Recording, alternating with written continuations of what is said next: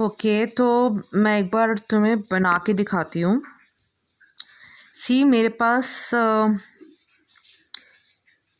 ये जो है मेरा P680 है मेरा PS2 का रिएक्शन सेंटर, और मैंने ये जो है एंटीना कॉम्प्लेक्स बनाया है। अब इसने जो है 2 इलेक्ट्रॉन्स यहाँ पे ऊपर एक्साइट कर दिए, ठीक है। लाइट आई थी, इसने फोटोन कैप्चर किया, एनर्जी मिली इसको, और 2 इलेक्ट्रॉन्स हायर ऑर्बिटल में चले गए।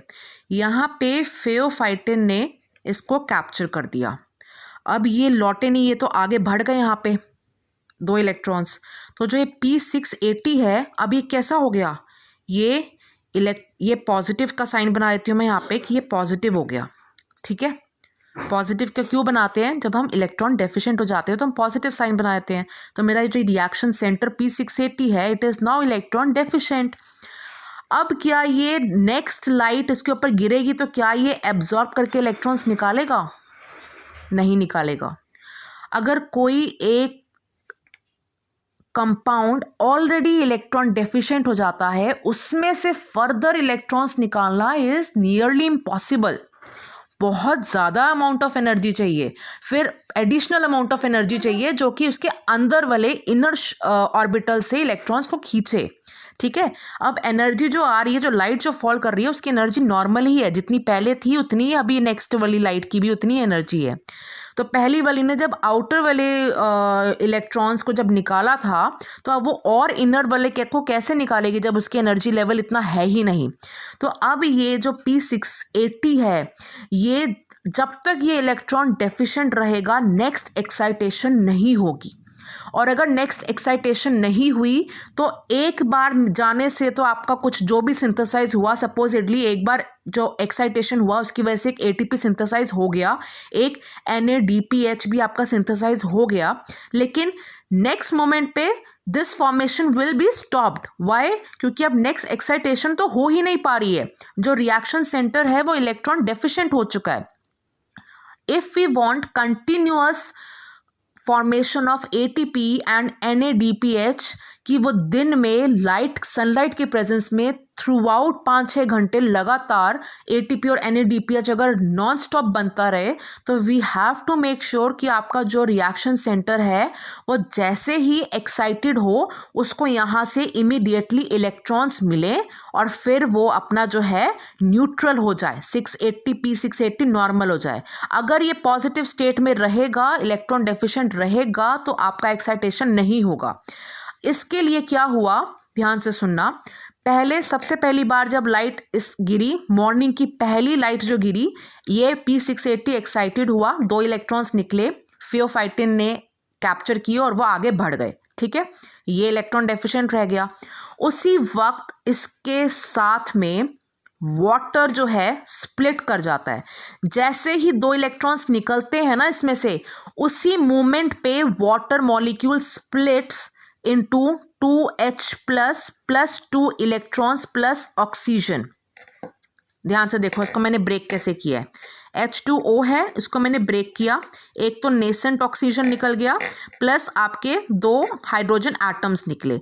इन 2 हाइड्रोजन एटम्स को मैं ऐसे भी लिख सकती हूँ, 2H प्लस दिखा दूँ और उसके 2 इलेक्ट्रॉन्स ऐसे दिखा दूँ, ठीक है। तो मैंने यही दिखाया है, 2H plus 2 electrons plus nascent oxygen.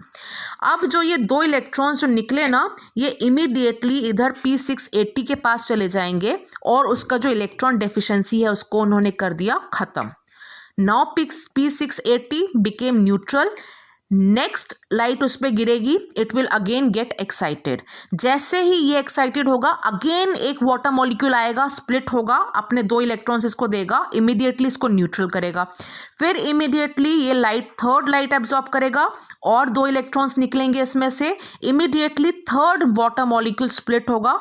और इस तरीके से जैसे जैसे जब जब आपका रिएक्शन सेंटर अपने अंदर से 2 इलेक्ट्रॉन्स निकालेगा, उसके अंदर से रिमूव होंगे एक्साइटेशन की वजह से, उसी वक्त उसको 2 इलेक्ट्रॉन्स कहीं ना कहीं से मिलने ज़रूरी है, जिससे कि वो इलेक्ट्रिकली न्यूट्रल बने और फिर वो दोबारा एक्साइटेशन के लिए रेडी हो जाए।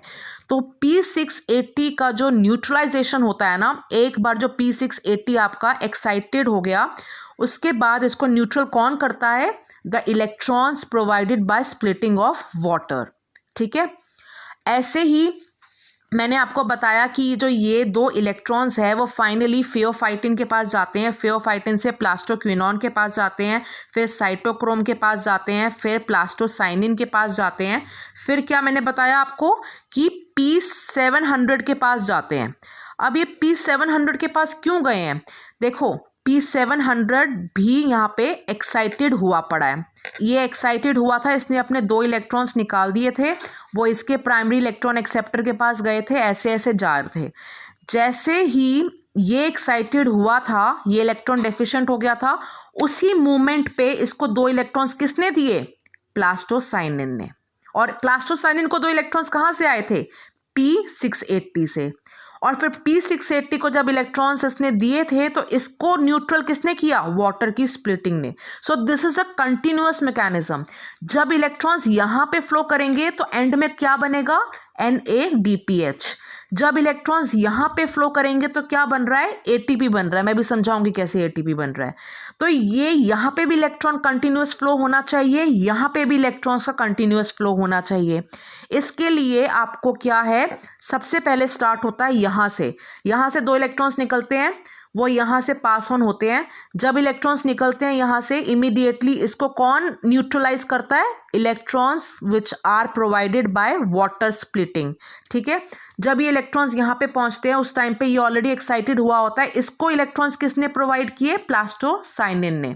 तो ये अपना लाइट की वजह से एक्साइटेड हो रहा है और NADPH फॉर्म कर रहा है, ये अपने आप एक्साइटेड हो रहा है और ये ATP फॉर्म कर रहा है, और साथ में ये अपने इलेक्ट्रॉन्स जो है P700 को प्रोवाइड कर रहा है कि तू भी इलेक्ट्रिकली न्यूट्रल होता रहे, क्योंकि उसके पास वाटर जो है ना, वाटर की स्प्लिटिंग PS1 के साथ नहीं होती, वाटर की स्प्लिटिंग हमेशा PS2 के पास होती है। तो PS2 को तो जो है 2 इलेक्ट्रॉन्स वाटर से मिल जाते हैं न्यूट्रल होने के लिए, लेकिन PS1 के रिएक्शन सेंटर को न्यूट्रलाइज कौन करता है? प्लास्टोसाइनिन अपने इलेक्ट्रॉन्स देके।